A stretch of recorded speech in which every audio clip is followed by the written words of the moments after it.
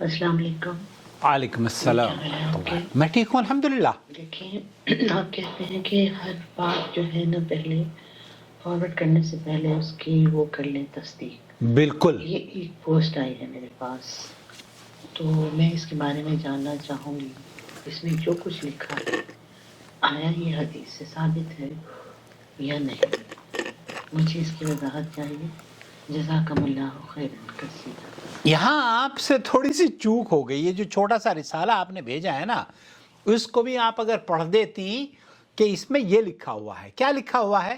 قبر پر ہاتھ رکھ کر تلاوت اور دعا کا فائدہ. قبر پر ہاتھ رکھ کر تلاوت قرآن کریم کی کرنی اور پھر دعا بھی کرنی. کہتے ہیں کہ عبداللہ ابن مسعود سے مروی ہے کہ جب کوئی بندہ اپنا ہاتھ قبر پر رکھ کر کہتا ہے خدا بندہ اس مردے کو بخش دے کہ یہ تیری بخشش کا محتاج ہے.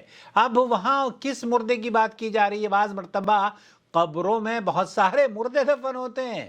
اب آج کے دور میں قبروں میں منتقل ہوتے رہتے ہیں، اس لیے یہ کہنا اور پھر یہ تیری بخشش کا محتاج ہے. دیکھیں، مردے کے لیے دعا کرنے کے لیے قبر پر ہاتھ رکھنا ضروری نہیں ہے. اور پھر اس میں لکھا ہے کہ اور قل هو اللہ احد اور سورہ فاتحہ پڑھتا ہے تو خدا اس قبر کو روشن اور کشادہ کر دیتا ہے. تو یہ جو احادیث ہیں، یہ قرآن خوانی کرنے والوں نے اس طرح کی احادیث مشہور کی ہوئی ہیں.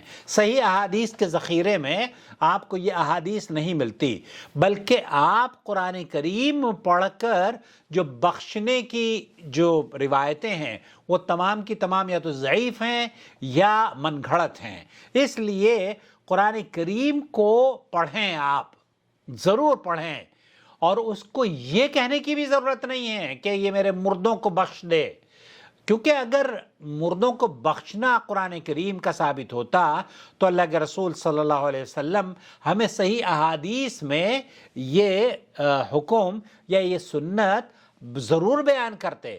بالکل ایسا ہرگز نہیں ہے. تو آپ علیہ السلام اپنے مردوں پر کبھی نہ سورہ فاتحہ پڑھی اور نہ ہی صحابہ نے سورہ فاتحہ پڑھی اور نہ ہی قل پڑھی اور نہ ہی چارے قل پڑھے. تو یہ آج کل جو ہمارے یہاں رواج پا گیا ہے، بہرحال یہ شیخ عبدالعزیز بن باز اور جو سعودی عرب کے علماء ہیں، اکثر اہل علم کا موقف یہ ہے، حدیث علماء کا بھی موقف یہی ہے کہ یہ درست نہیں ہے، بدعت ہے. امید ہے وضاحت ہو گئی ہوگی. والسلام علیکم ورحمۃ اللہ وبرکاتہ.